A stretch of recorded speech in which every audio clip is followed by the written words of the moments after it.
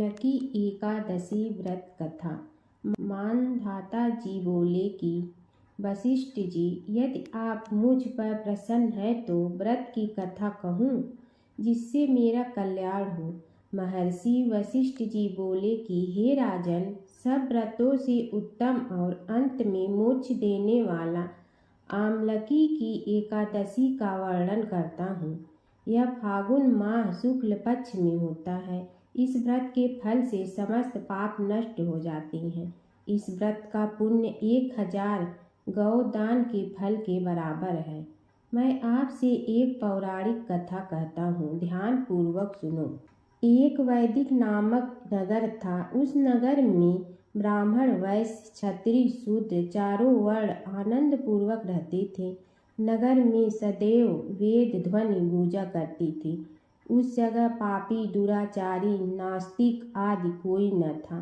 उस नगर में चैत्ररथ नामक चंद्रवंशी राजा राज्य करता था।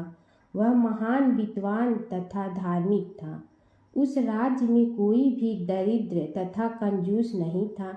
उस राज्य के सब निवासी विष्णु भक्त थे। वहाँ के निवासी वृद्ध से बालक तक प्रत्येक एकादशी का व्रत करते थे। एक समय फागुन मास के शुक्ल पक्ष की आमलकी नामक एकादशी आई। उस दिन राजा ने प्रजा तक वृद्ध से बालक तक सबने हर्ष सहित उस एकादशी का व्रत किया। राजा अपनी प्रजा के साथ मंदिर में आकर कुंभ स्थापित करके तथा धूप, नैवेद्य, पंचरत्न, छत्र आदि से धात्री का पूजन करने लगे। ये सब धात्री की इस प्रकार स्तुति करने लगे, हे धात्री, तुम ब्रह्मा स्वरूप हो। तुम ब्रह्मा जी द्वारा उत्पन्न हो और समस्त पापों को नष्ट करने वाली हो। तुमको नमस्कार है। अब तुम मेरा अर्घ्य स्वीकार करो। तुम श्री रामचंद्र जी के द्वारा सम्मानित हो। मैं आपकी प्रार्थना करता हूँ, मेरे समस्त पापों का हरण करो। उस देवालय में रात्रि को सबने जागरण किया। रात्रि के समय उस जगह एक बहेलिया आया। वह महापापी तथा दुराचारी था। अपने कुटुंब का पालन वह जीव हिंसा करके करता था। वह भूख प्यास से अत्यंत व्याकुल था। कुछ भोजन इच्छा से मंदिर के एक कोने में बैठ गया। उस जगह विष्णु भगवान की कथा तथा एकादशी महात्म्य सुनने लगा। इस प्रकार उस बहेलिया ने समस्त रात्रि को अन्य लोगों के साथ जागरण कर व्यतीत की। प्रातः काल होते ही सभी लोग अपने अपने घर गए। इसी प्रकार वह बहेलिया भी अपने घर चला गया और भोजन किया। कुछ समय बीतने के पश्चात उस बहेलिया की मृत्यु हो गई और आमलकी एकादशी के व्रत तथा जागरण के प्रभाव से उसने एक राजा के यहाँ जन्म लिया। उसका नाम वसुरथ रखा गया। बड़ा होने पर वह तुरंगिणी सेना सहित तथा धन धान्य से युक्त होकर 10 सहस्त्र ग्रामों का पालन करने लगा। वह तेज में सूर्य के समान, क्रांति में चंद्रमा के समान, वीरता में विष्णु भगवान के समान और क्षमा में पृथ्वी के समान था। वह अत्यंत धार्मिक, सत्यवादी, कर्म वीर और विष्णु भक्त था। वह प्रजा का समान भाव से पालन करता था। वह सदैव यज्ञ किया करता था। दान देना उसका नित्य का कर्तव्य था। एक दिन वह राजा शिकार खेलने के लिए गया। देव योग से वन में वह रास्ता भूल गया और दिशा ज्ञान न होने के कारण उसी वन में एक वृक्ष के नीचे सो रहा। उसी समय पहाड़ी डाकू वहां आए और राजा को अकेला देखकर उस पर मारो मारो का शब्द करके टूट पड़े। वह डाकू कहने लगे कि इस दुष्ट राजा ने हमारे माता पिता, पुत्र पौत्र आदि संबंधियों को मारा है तथा देश से निकाल दिया, अतः इसे अब अवश्य मारना चाहिए। ऐसा कहकर वह डाकू राजा को मारने लगे और उस पर अस्त्र शस्त्र का प्रहार करने लगे। उनके अस्त्र शस्त्र राजा के शरीर पर गिरते ही नष्ट हो जाते और राजा को पुष्पों के समान प्रतीत होते थे। उन डाकुओं के अस्त्र शस्त्र उन पर उल्टा प्रहार करने लगे, जिससे वे मूर्छित हो गए। उस समय राजा के शरीर से एक दिव्य देवी प्रकट हुई। वह देवी अत्यंत सुंदर थी तथा सुंदर वस्त्रों तथा आभूषणों से अलंकृत थी। उसकी भ्रिकुटी टेढ़ी थी, उसकी आंखें से लाल लाल अग्नि निकल रही थी। वह उस समय दूसरे काल के समान प्रतीत होती थी। वह उन डाकुओं को मारने दौड़ी और समस्त डाकुओं को काल के गाल में पहुंचा दिया। जब राजा जगा तब इन डाकुओं को मारा हुआ देखकर सोचने लगा कि इन शत्रुओं को किसने मारा है। मेरा इस वन में कौन ही तैसी रहता है। जब वह राजा ऐसा विचार कर रहा था तब ही आकाशवाणी हुई, हे राजन, इस संसार में विष्णु भगवान के अतिरिक्त तेरी कोई रक्षा कर सकता है। इस आकाशवाणी को सुनकर राजा अपने नगर को वापस आ गया और सुखपूर्वक राज करने लगा। महर्षि वशिष्ठ जी बोले, हे राजन, यह सब अम्लकी एकादशी के व्रत का प्रभाव था। तो मनुष्य एक आमलकी को एकादशी का व्रत करते हैं, वे प्रत्येक कार्य में सफल होते हैं और अंत में विष्णु लोक को जाते हैं। बोलो विष्णु भगवान की जय। पारस माता की कहानी। एक बूढ़ी माँ ने एक बार एकादशी का व्रत रखा। बड़ी ही भाव भक्ति से पूजा अर्चना की। उन्हें वृद्धावस्था में क्या बाधा थी। वे तो अपने पुत्र पौत्र की सुख सुविधा के लिए व्रत रखने लगी थी। वे दिन भर तो जरा कठोर मन करके अपनी प्यास को रोके रही। दिन में पूजा पाठ किया, कथा सुनी और पंडित जी को मिट्टी के पात्र में भर कर पानी और ऋतु फल दान में दिए, दोनों भर कर वितरण किया। उन्हें गर्मी के कारण बहुत बेचैनी हो रही थी। इस कारण से बड़ी देर तक पानी में पड़ी रही और पानी के कुल्ला करती रही, मुंह धोती रही। तब कहीं थोड़ा बहुत धैर्य बंध पाया। धूप तो तेज पड़ ही रही थी, इस कारण बार बार मुंह सूख रहा था। बूढ़ी माँ बहुत बेचैन हो रही थी। एक बुढ़ापा और दूसरे एक भयंकर गर्मी। वृद्धावस्था की स्थिति को कुछ दूसरी ही प्रकार की होती है। जैसे तैसे रो धो के दिन कट पाया।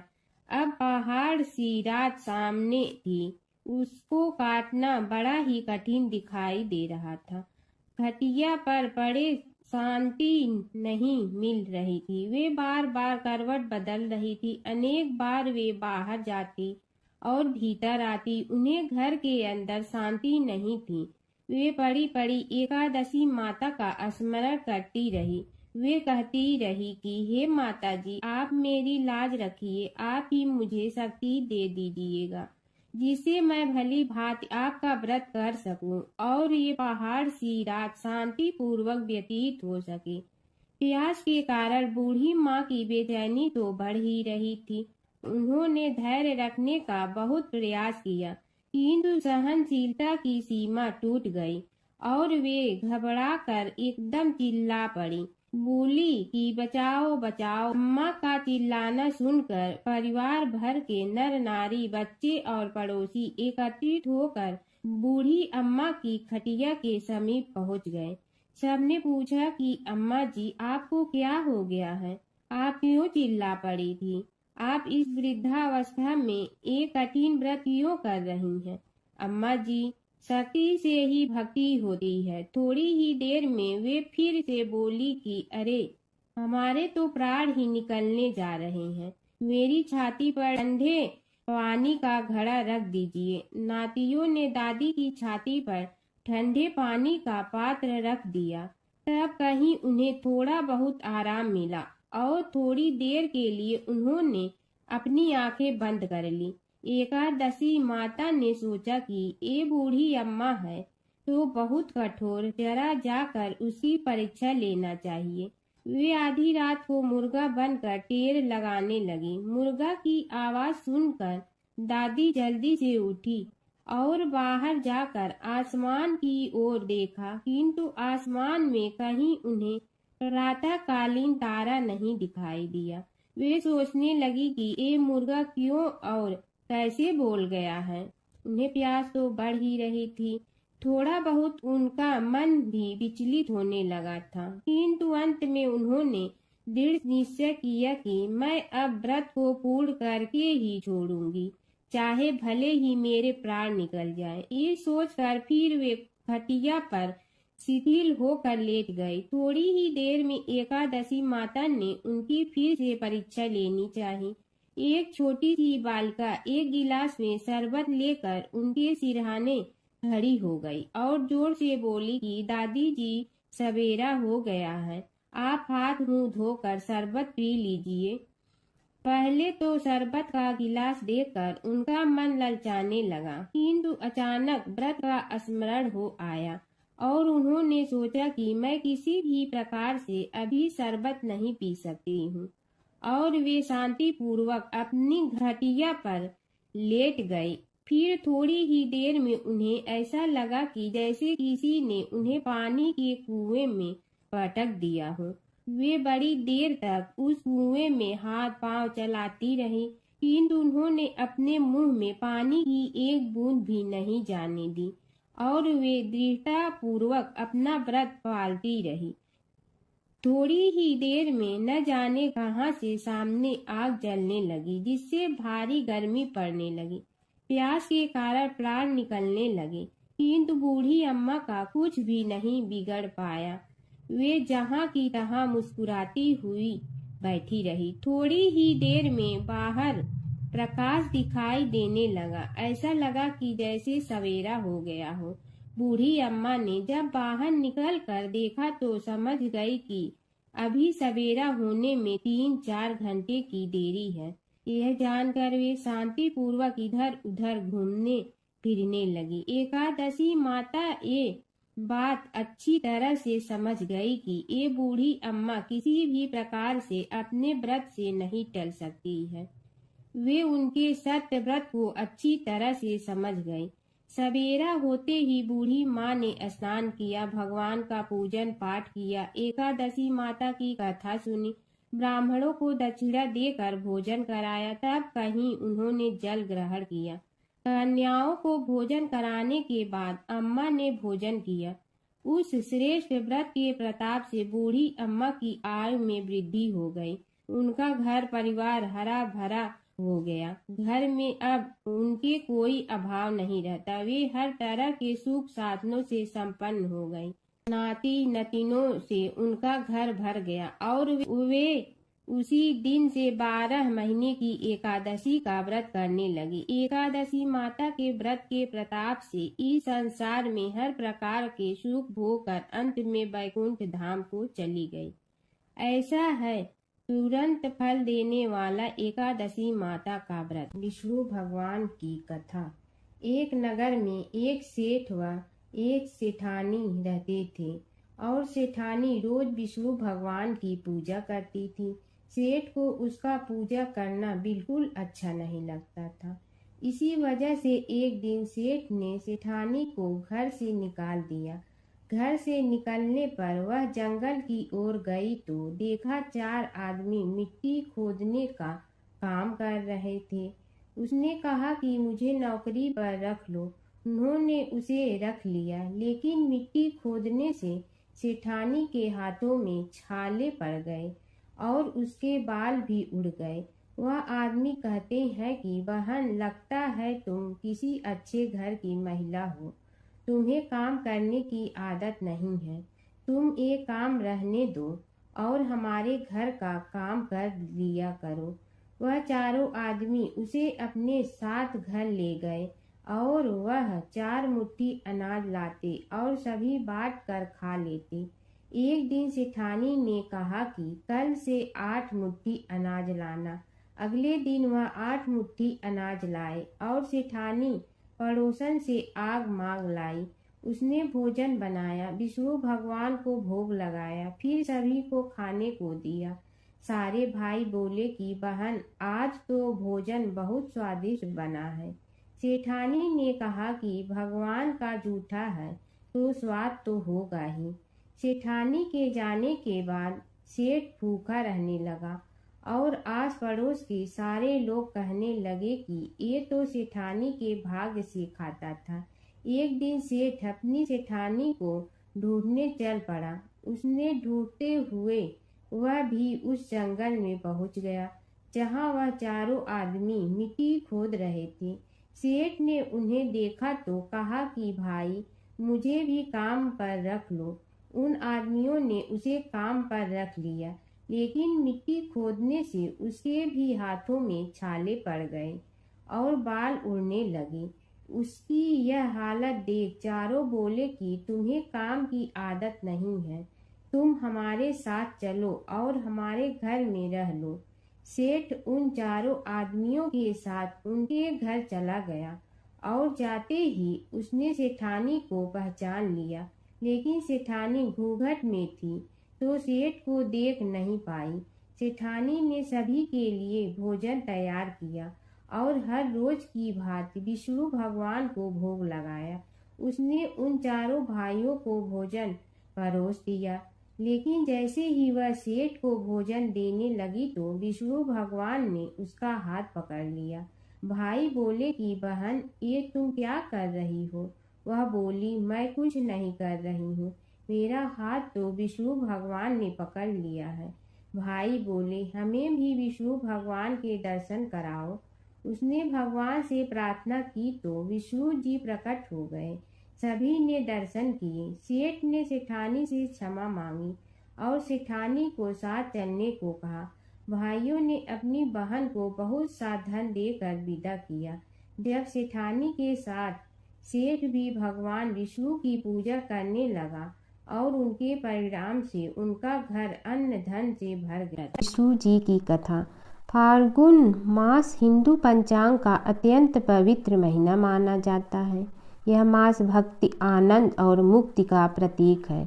इस मास में भगवान श्री हरि विष्णु की पूजा विशेष फलदायी होती है। प्राचीन काल की बात है, एक नगर में धर्मपाल नाम का एक निर्धन किंतु अत्यंत धर्मनिष्ठ व्यक्ति रहता था। वह न तो अधिक पूजा पाठ जानता था और न ही उसके पास धन था, परंतु उसके हृदय में भगवान विष्णु के प्रति अपार श्रद्धा थी।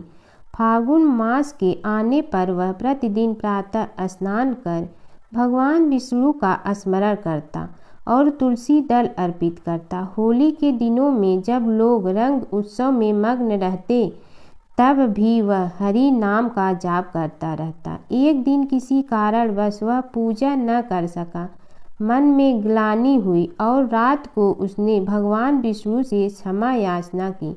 उसी रात उसे स्वप्न में विष्णु ने दर्शन दिए और कहा, हे भक्त, फाल्गुन मास में जो भी व्यक्ति श्रद्धा से मेरा स्मरण करता है, मैं उसके सभी पाप हर लेता हूँ।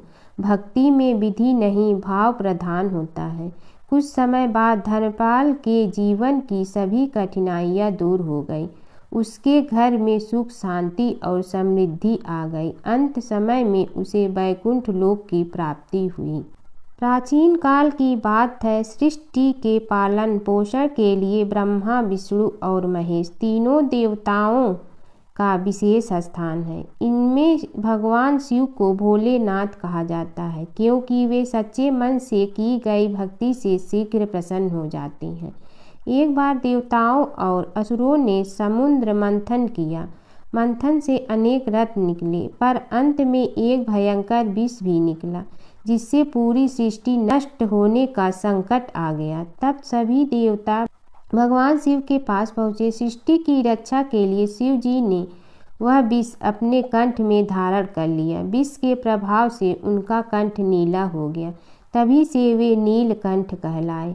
माता पार्वती ने विष को कंठ से नीचे न जाने दिया, जिससे शिव जी की रक्षा हुई। इस महान त्याग से शिव जी ने यह संदेश दिया कि दूसरों की भलाई के लिए त्याग करना ही सच्चा धर्म है।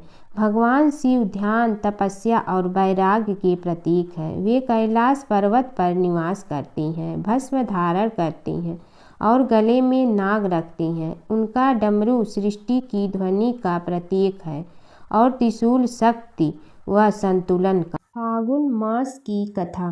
फागुन मास की कथा के अनुसार सतयुग की बात है। उस समय एक बड़ा ही धर्मात्मा राजा का राज्य था।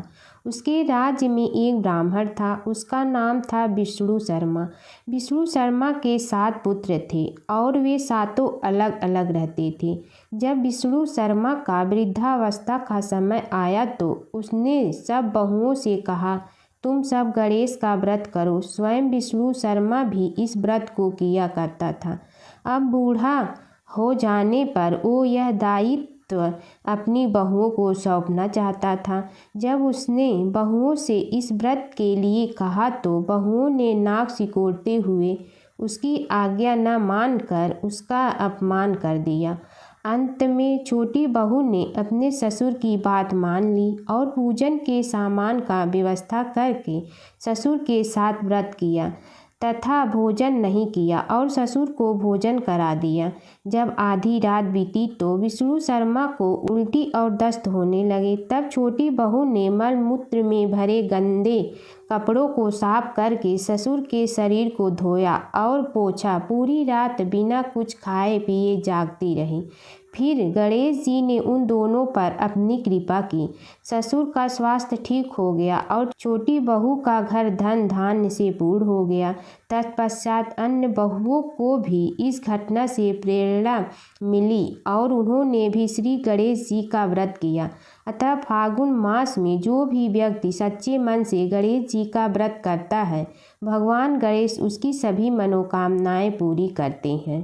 एक समय की बात है कि विष्णु भगवान का विवाह लक्ष्मी जी के साथ निश्चित हो गया। विवाह की तैयारी होने लगी। सभी देवताओं को निमंत्रण भेजे गए, परंतु गणेश जी को निमंत्रण नहीं दिया। कारण जो भी रहा हो, अब भगवान विष्णु की बारात जाने का समय आ गया। सभी देवता अपनी पत्नियों के साथ विवाह समारोह में आए। उन सब ने देखा कि गणेश जी कहीं दिखाई नहीं दे रहे हैं। तब वे आपस में चर्चा करने लगे कि क्या गणेश जी को कोई न्योता नहीं दिया है या स्वयं गणेश जी ही नहीं आए हैं। सभी को इस बात पर आश्चर्य होने लगा। तभी सब ने विचार किया कि विष्णु भगवान से ही इसका कारण पूछा जाए। विष्णु भगवान से पूछने पर उन्होंने कहा कि हमने गणेश जी के पिता भोलेनाथ महादेव को न्योता भेजा है। यदि गणेश जी अपने पिता के साथ आना चाहते हैं तो आ जाते। अलग से न्योता देने की कोई आवश्यकता भी नहीं थी। दूसरी बात यह है कि उनको 1.25 मन मूंग, 1.25 मन चावल, 1.25 मन घी और 1.25 मन लड्डू का भोजन दिन भर में चाहिए।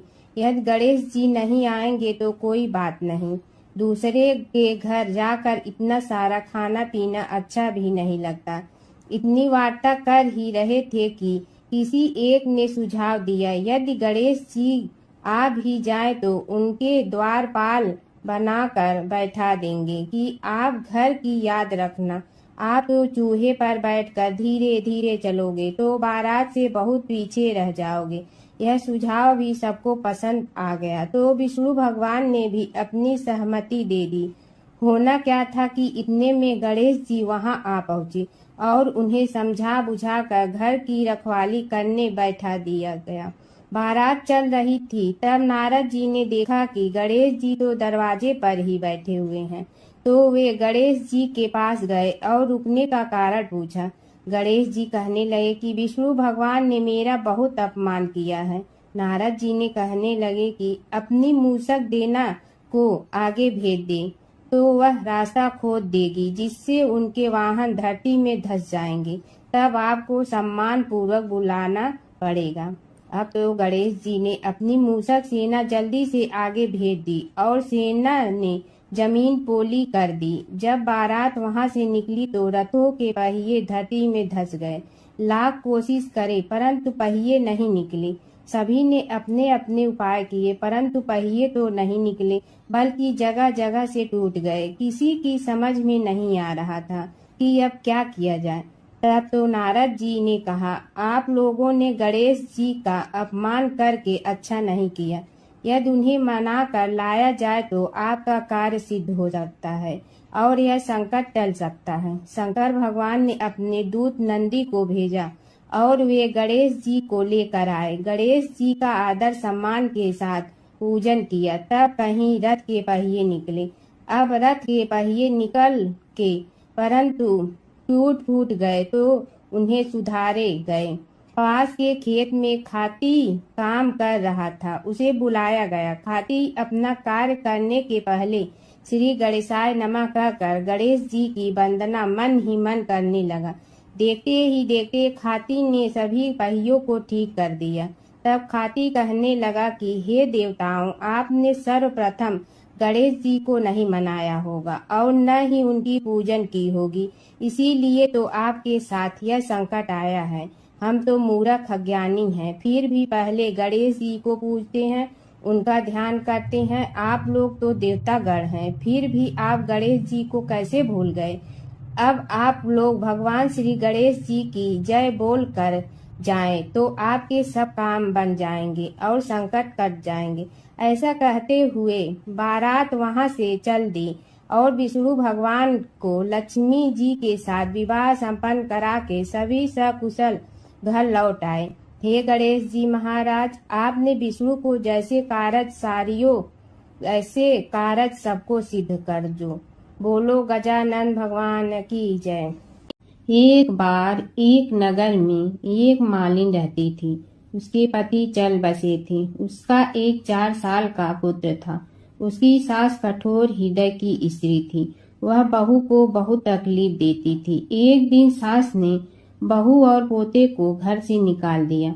वे दोनों रोते हुए चलते चलते एक जंगल में जा पहुंचे। वहां एक बड़े पेड़ के नीचे बैठ गए। वहां से थोड़ी दूर पर एक गणेश जी का मंदिर था। वहां बहुत लोग गणेश जी के दर्शन करने आते थे। दर्शन करके गणेश जी को प्रसाद चढ़ाते थे। फिर वह प्रसाद सबको बांट देते थे। इस प्रसाद से माँ बेटे का गुजारा होने लगा। दोनों गणेश जी की पूजा पाठ में लग गए। एक दिन उन्होंने सोचा क्यों न हम भी जंगल से फूल ला कर बेचें। वे रोज जंगल से फूल लाकर उसकी माला बनाकर बेचने लगे। साथ में पूजा की सामग्री और प्रसाद भी बेचने लगे। इससे उनको आमदनी होने लगी। गणेश जी की कृपा से आमदनी बढ़ने लगी। जल्दी ही उन्होंने एक मकान और एक दुकान बना लिया। एक राजा की लड़की मंदिर में रोज पूजा करने आती थी। मालिन के बेटे को देखकर राजकुमारी उस पर मोहित हो गई और उसे विवाह करने की सोचने लगी। उसने अपनी भाभी से अपने मन की बात कही। भाभी अनुभवी थी। उसने कहा, ये तो मालिन का बेटा है और तुम एक राजा की बेटी हो। यदि तुमने उससे विवाह किया तो तुम्हारी बहुत बेइज्जती होगी। पर राजकुमारी अपनी बात पर अड़ी रही। उसने कहा, मैंने तो प्रतिज्ञा कर ली है कि उसी से विवाह करूंगी। भाभी ने घर जाकर सारी बात राजा को बता दी। राजा ने मना नहीं किया और विवाह के लिए तैयार हो गए। उन्होंने बड़े धूमधाम से बेटी का विवाह मालिन के बेटे के साथ कर दिया। मालिन ने सबसे पहले बेटे बहू को गणेश जी के मंदिर में ले जाकर पूजा पाठ करवाया और गणेश जी का आशीर्वाद दिलवाया। इसके बाद पूरे नगर में यह बात फैल गई कि गणेश जी की पूजा करने से सब दुख कष्ट दूर हो जाते हैं। इस बात पर सुनते ही नगर के सभी लोग मंदिर आने लगे। मालिन और उसके बेटे की बिक्री और बढ़ गई। उधर उसकी सास के बुरे दिन आ गए। अन्नदाता उससे रूठ गए और वह भूखों मरने लगी। एक दिन वह रोती धोती उसी गणेश जी के मंदिर में आ पहुंची।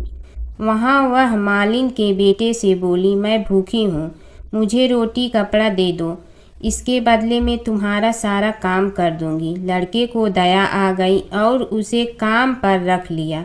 उसने अपनी दादी को नहीं पहचाना। जब मालिन घर आई तो उसने सास को पहचान लिया। वह सास से बोली, सासू जी आप यहाँ कैसे? सास ने पोते की तरफ इशारा करके कहा, मेरी इस सेठ के यहाँ नौकरी लग गई है। बहू बोली, यह आपका पोता है और यह घर भी आपका ही है, यह दुकान भी आपकी ही है। जब आपने हमें घर से निकाला तब गणेश जी ने हमारी रक्षा की। बहू की बात सुनकर सास बोली, मेरी करनी मैं भोगूंगी। बहू बोली, सासू जी अब आप हमारे यहाँ रहो और पोते का सुख देखो। हे गणेश जी महाराज, जैसा सुख आपने मालिन को दिया वैसा ही सुख सबको देना। एक बार अपने पुत्र के खातिर भगवान शिव और श्री कृष्ण के बीच छिड़ गया था प्रलयंकारी युद्ध। भगवान शिव जहाँ प्रलय के देवता हैं, वहीं श्री कृष्ण पालन करता। दोनों के कारण ही यह जगत सुचारू रूप से चल रहा है और दोनों महाशक्तिशाली हैं। लेकिन कभी आपने सोचा है कि अगर कभी दोनों में युद्ध हुआ तो उसका इस संसार पर क्या असर पड़ेगा और दोनों में से विजयी कौन होगा? चलिए जानते हैं एक पौराणिक कथा जहां इन दोनों के भयंकर युद्ध का वर्णन मिलता है। पौराणिक कथा के अनुसार एक बार राजा बलि के सबसे बड़े पुत्र बाणासुर ने शिवपुत्र कार्तिकेय की सुंदरता से मोहित होकर भगवान शिव का पुत्र बनने की इच्छा जताई। उसने भगवान शिव की कठोर तपस्या की, जिसके बाद शिव जी ने उसे अपने पुत्र के रूप में स्वीकार कर लिया। एक समय ऐसा आया जब बाणासुर की पुत्री उषा को श्री कृष्ण के पुत्र अनिरुद्ध से प्रेम हो गया। उषा की मायावी मित्र अप्सरा चित्रलेखा ने अनिरुद्ध और उषा का गंधर्व विवाह करा दिया। जब बाणासुर को यह बात पता चली तो उसने अनिरुद्ध का अपहरण कर उसे अपना बंदी बना लिया। फिर क्या था, श्री कृष्ण ने अपनी पूरी सेना के साथ बाणासुर की नगरी पर धावा बोल दिया। श्री कृष्ण और बाणासुर का युद्ध। बाणासुर श्री कृष्ण की नारायणी सेना से अकेले नहीं लड़ सकता था, इसलिए उसने भगवान शिव से मदद मांगी। अब युद्ध में श्री कृष्ण की नारायणी सेना के विरुद्ध बाणासुर की सेना के साथ भगवान शिव और कुमार कार्तिकेय भी लड़ रहे थे। युद्ध इतना भयानक था कि एक पल को लगा कि भगवान शंकर ने अग्निशस्त्र से गरुड़ पर सवार श्री कृष्ण, बलराम और प्रद्युम्न मारे गए। लेकिन उसी समय श्री कृष्ण ने वरुणास्त्र का प्रयोग कर महादेव के अग्नेस्त्र को शांत कर दिया। फिर शिव जी के अस्त्रों के जवाब में श्री कृष्ण ने वैष्णवास्त्र का प्रयोग किया, जिससे संपूर्ण जगत अंधकार में डूब गया। गुस्से में भगवान शंकर ने 4 पंखा वाला बाण अपने हाथ में ले लिया तो श्री कृष्ण ने जीभरास्त्र उठाया। इस तरह यह युद्ध समय के साथ विकराल हो गया और इस युद्ध से समस्त सृष्टि में हाहाकार मच गया। तब ब्रह्मा जी को युद्ध रोकने आना पड़ा। उन्होंने दोनों को सारी स्थिति स्पष्ट की कि किस प्रकार उनके युद्ध से संसार का विनाश हो रहा है। उनके समझाने के बाद महादेव युद्ध में पीछे हट गए, लेकिन कार्तिकेय और बाणासुर भगवान श्री कृष्ण से युद्ध करते रहे। जब श्री कृष्ण ने बाणासुर को परास्त किया, अंत में भगवान श्री कृष्ण ने युद्ध में बाणासुर को पराजित करने के लिए अपना सुदर्शन चक्र प्रयोग किया और उसकी मदद से बाणासुर के सहस्त्र भुजाओं को काट डाला। जैसे ही श्री कृष्ण अपने चक्र से उसका वध करने लगे, कार्तिकेय के साथ महादेव वहां फिर से पहुंच गए, लेकिन इस बार उन्होंने युद्ध करने के बजाय श्री कृष्ण से बाणासुर को माफ करने का अनुरोध किया। भगवान शिव ने श्री कृष्ण से कहा कि मैंने इसे अभय दान दिया है, इसलिए अगर आप इसका वध कर देंगे तो मेरा वचन झूठा पड़ जाएगा। शिव जी के ऐसा कहने पर श्री कृष्ण ने बाणासुर को क्षमा कर दिया और अनिरुद्ध, उषा सहित अपनी पूरी सेना लेकर वहां से चल दिए। बाणासुर को आज भी अजर अमर माना जाता है और बाद में भगवान शिव के उसे अपने गढ़ों में शामिल कर लिया। बसेरे की कहानी। किसी गांव में एक भाट व एक जाट रहता था।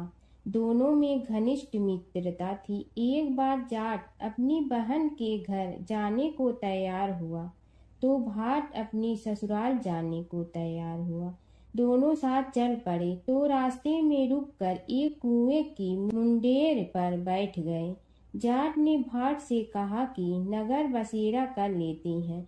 इस पर भाट बोला कि तू ही नगर बसेरा कर ले, मैं तो अपनी ससुराल जा रहा हूँ, वहाँ खूब खातिर होगी मेरी, तू कर ले नगर बसेरा।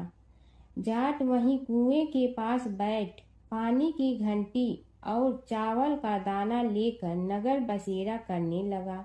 नगर बसेरा करने के साथ जाट कहने लगा कि नगर बसेरा जो करे सो मल धोवे पाँव, ताता माड़ा तापसी देगी मेरी माँ, माँ देगी मावशी तेगी द्वारका का वास, मीठा मीठा घास वृंदावन का वास, पाँच कुल्ठी छठी रास मेरी जीवड़ो श्री कृष्ण के पास, डालू पानी हो जाए घी झट से निकल जाए मेरा जी। यह सब कर कर के वह जाट बहन के पास चल पड़ा। जाट की बहन ने भाई के आने पर उसकी खातिर की खी बूरा के साथ भाई को जिमाया। दोनों ने बैठकर ढेर सारी बातें की। इधर भाट अपने ससुराल पहुंचा तो वहां आग लगी हुई थी। आग बुझाने वह भी लग गया, जिसमें हाथ मुंह भी काले हो गए और खुद भी थोड़ा सुलझ गया। ना रोटी ना पानी के लिए ही किसी ने पूछा। एक पड़ोसन आई तो उसने भाट की सास को कहा कि जमाई आया है, जरा उस आओ भगत कर लो। बुढ़िया बोली कि सब कुछ तो जल गया है, अब कहाँ से आओ भगत करूं। तब पड़ोसन ने ही भाट को एक रोटी के साथ छाछ दी। उसने वही खाकर गुजारा किया। शाम को दोनों फिर घर की ओर चल पड़े और रास्ते में मिल गए और एक दूसरे का हाल पूछा। भाट बोला कि मेरी ससुराल में तो आग लगी हुई थी, आग बुझाते मैं खुद काला हो गया हूँ, ना रोटी मिली ना पानी। जाट बोला कि मेरी तो बहुत खातिर हुई। फिर बोला कि मैंने कहा था ना कि नगर बसेरा कर ले, आ अब कर ले, लेकिन भाट ने फिर मना कर दिया। कहने लगा कि चाहे रोटी दे या न दे, तेरी तो माँ है, दही चूरमा का पेड़ा धरा पाएगा। भाट ने फिर नगर बसेरा नहीं किया, जाट ने कर लिया। नगर बसेरा जो करे सो मल धोवे पाँव, ताता माड़ा तापसी देगी मेरी माँ, माँ देगी मावशी देगी द्वारका का वास, मीठा मीठा घास वृंदावन का वास, पाँच कुल्ठी छठी रास मेरा जीवड़ो श्री कृष्ण के पास, डालू पानी हो जाए घी झट से निकल जाए मेरा जी। करके वह चल पड़ा। घर पहुँचते ही जाट की मावशी ने बहुत लाड प्यार किया। उधर भाट घर गया तो उसकी भैंस खो गई थी। बाप एक लाठी रखे तो दूसरी उठाए और कहने लगा कि ससुराल गया तो आग लगा दी, अब यहाँ आया तो भैंस खो दी। बाप ने कहा कि पहले भैंस लेकर आ, तभी रोटी पानी मिलेगा।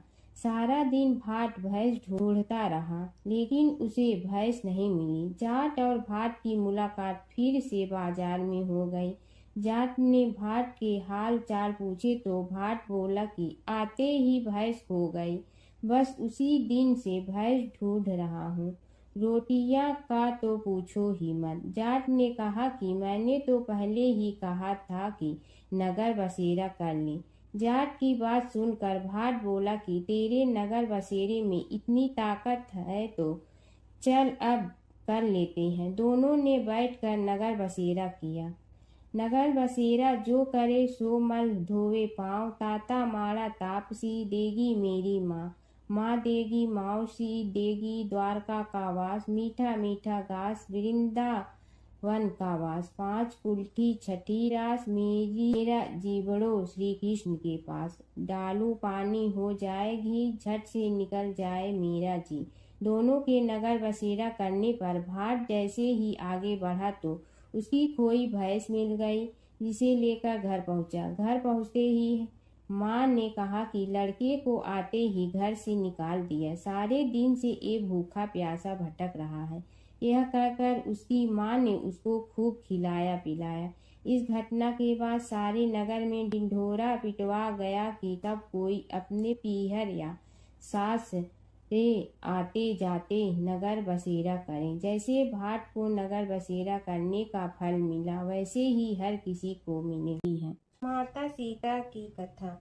यह कहानी सीता माता कहती थी और श्री राम इसे सुना करते थे। एक दिन श्री राम भगवान को किसी काम के लिए बाहर जाना पड़ा, तो सीता माता कहने लगी कि भगवान, मेरा तो 12 वर्ष का नित्य नियम है। अब आप बाहर जाएंगे तो मैं अपनी कहानी किसे सुनाऊंगी।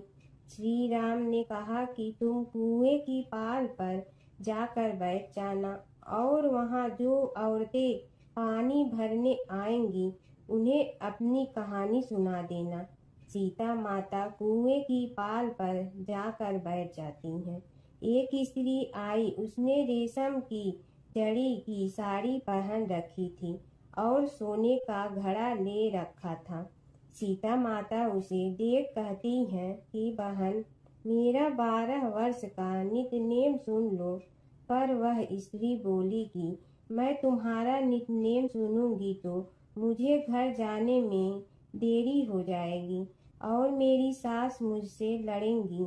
उसने कहानी नहीं सुनी और चली गई। उसकी रेशम जड़ी की साड़ी फट गई, सोने का घड़ा मिट्टी के घड़े में बदल गया।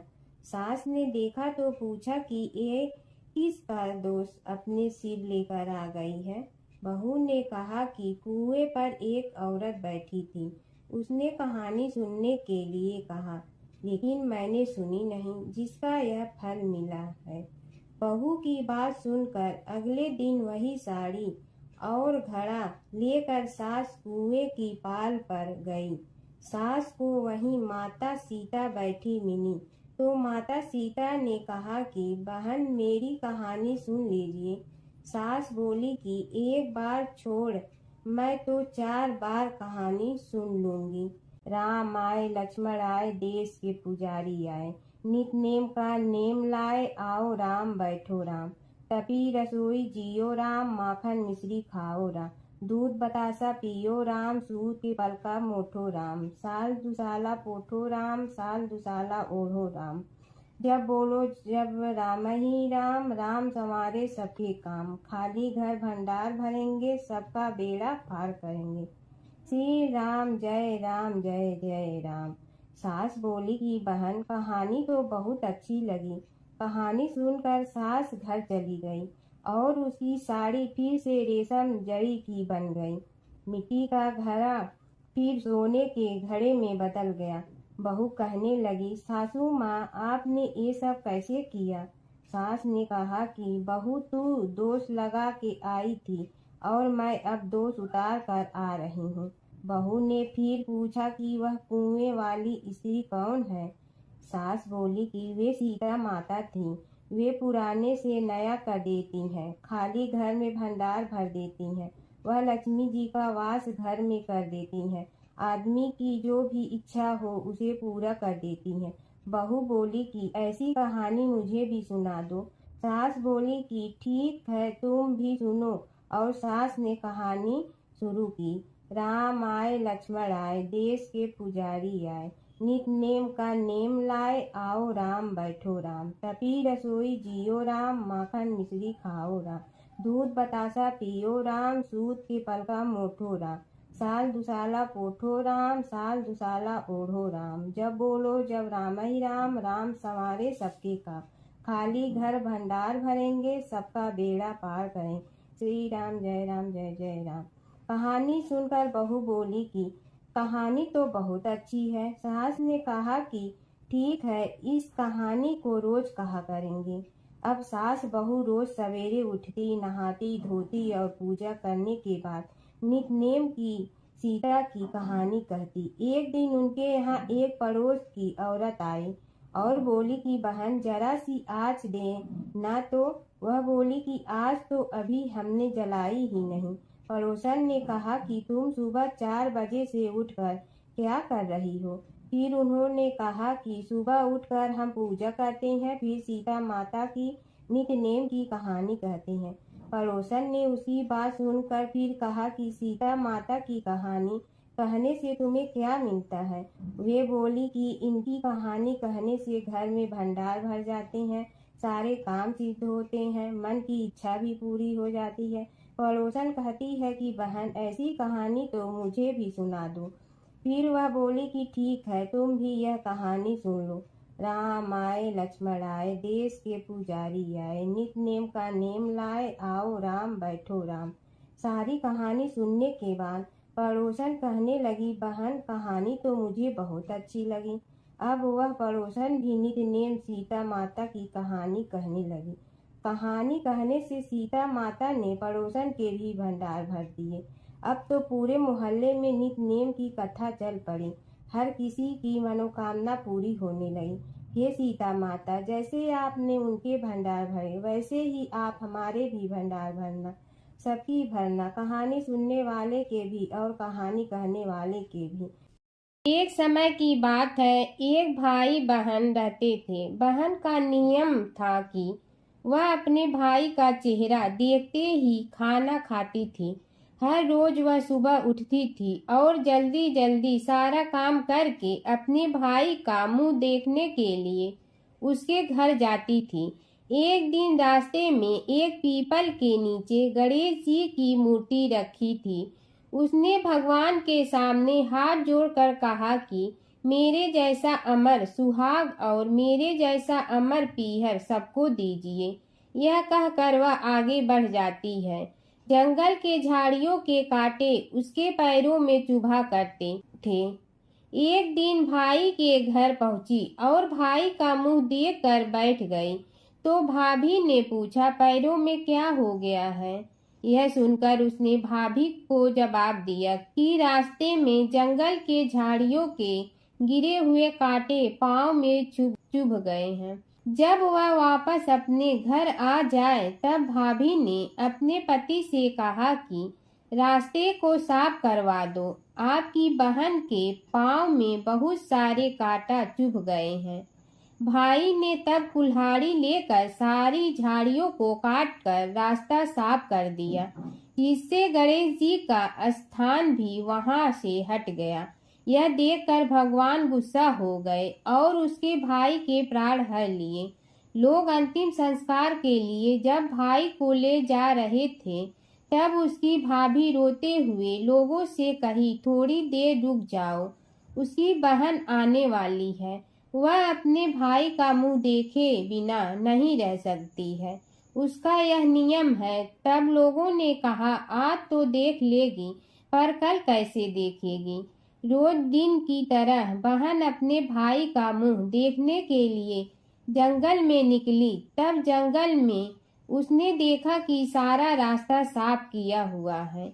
जब वह आगे बढ़ी तो उसने देखा कि सिद्ध विनायक को भी वहां से हटा दिया गया है। तब उसने जाने से पहले गणेश जी को एक अच्छे स्थान पर रखकर उन्हें स्थान दिया और हाथ जोड़कर बोली, भगवान मेरे जैसा अमर सुहाग और मेरे जैसा अमर पीहर सबको देना।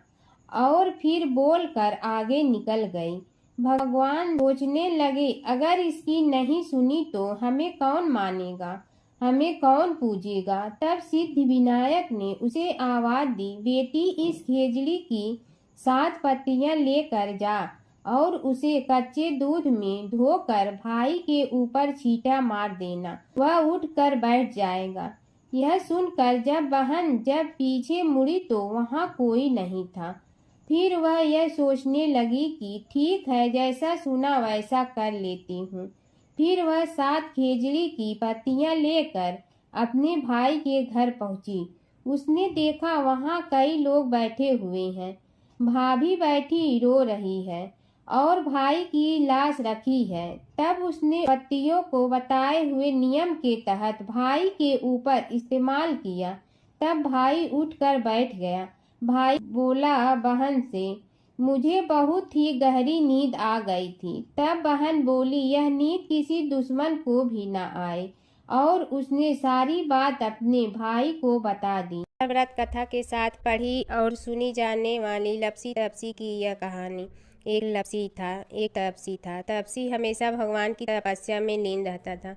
लपसी रोजाना सवा सेर की लपसी बनाकर भगवान का भोग लगाकर जीम लेता था। एक दिन दोनों लड़ने लगे। तपसी बोला, मैं रोज भगवान की तपस्या करता हूँ, इसलिए मैं बड़ा हूँ। लपसी बोला, मैं रोज भगवान को सवा सेर लपसी का भोग लगाता हूँ, इसलिए मैं बड़ा हूँ। नारद जी वहाँ से गुजर रहे थे। दोनों को लड़ता देखकर उनसे पूछा कि तुम क्यों लड़ रहे हो। लपसी ने खुद के बड़ा होने का कारण बताया और लपसी ने अपना कारण बताया। नारद जी बोले, तुम्हारा फैसला मैं करूँगा। दूसरे दिन लपसी और तपसी नहाकर अपनी रोज की भक्ति करने आए तो नारद जी ने छुपकर 1.25 करोड़ की एक एक अंगूठी उन दोनों के आगे रख दी। तपसी की नज़र उस अंगूठी पर पड़ी जो उसने चुपचाप अंगूठी उठाकर अपने नीचे दबा ली। तब लपसी की नज़र अंगूठी पर पड़ी, लेकिन उसने ध्यान नहीं दिया। भगवान को भोग लगाकर लपसी खाना खाने लगा। नारद जी सामने आए तो दोनों ने पूछा कि कौन बड़ा, तो नारद जी ने लपसी से खड़ा होने को कहा। वो खड़ा हुआ तो उसने नीचे दबी अंगूठी दिखाई पड़ी। नारद जी ने लपसी से कहा, तपस्या करने के बाद भी तुम्हारी चोरी करने की आदत नहीं गई, इसलिए लपसी बड़ा है और तुम्हें तुम्हारी तपस्या का कोई फल भी नहीं मिलेगा। तपसी शर्मिंदा होकर माफ़ी मांगने लगा। उसने नारद जी से पूछा, मुझे मेरी तपस्या का फल कैसे मिलेगा। नारद जी ने कहा, यदि कोई गाय और कुत्ते की रोटी नहीं बनाएगा तो फल तुम्हें मिलेगा। यदि कोई ब्राह्मण को भोजन करवा कर दक्षिणा नहीं देगा तो फल तुम्हें मिलेगा। यदि कोई साड़ी के साथ ब्लाउज नहीं देगा तो फल तुझे मिलेगा। यदि कोई दिए से दिया जलाएगा तो फल तुम्हें मिलेगा। यदि कोई सारी कहानी सुने लेकिन तुम्हारी कहानी नहीं सुने तो फल तुझे मिलेगा। उसी दिन से हर व्रत कथा कहानी के साथ लपसी तपसी की कहानी भी सुनी और कही जाती है। ओम जय जगदीश हरे स्वामी, जय जगदीश हरे। भक्त जनों के संकट क्षण में दूर करे। ओम जय जगदीश हरे। जो ध्यावे फल पावे, दुख बिन दे मन का। सुख संपत्ति घर आवे, कष्ट मिटे तन का। ओम जय जगदीश हरे। मात पिता तुम मेरे, शरण कहूँ किसकी। तुम विनय और न दूजा, आस करूँ जिसकी। ओम जय जगदीश हरे। तुम पूर्ण परमात्मा, तुम अंतर्यामी। पार ब्रह्म परमेश्वर, तुम सबके स्वामी। ओम जय जगदीश हरे। तुम बिंदा के सागर, तुम पालन करता। मैं मूर्ख कल काम, कृपा करो भरता। ओम जय जगदीश हरे। तुम हो एक अगोचर, सबके प्राणपति। किस विधि मिलूं दया में, तुमको मैं कुमति। ओम जय जगदीश हरे। दीन बंधु दुख हरता, तुम राधक मेरे। अपने हाथ उठाओ, द्वार पड़ा तेरे। ओम जय जगदीश हरे। विषय विकार मिटा, पाप हरो देवा। श्रद्धा भक्ति बढ़ाओ, संतन की सेवा। ओम जय जगदीश हरे। तन मन धन सब तेरा, स्वामी सब कुछ है तेरा। तेरा तुझको अर्पण, क्या लागे मेरा। ओम जय जगदीश हरे। जय जगदीश हरे। स्वामी जय जगदीश हरे। भक्त जनों के संकट क्षण में दूर करे। ओम जय जगदीश हरे। स्वामी जय जगदीश हरे।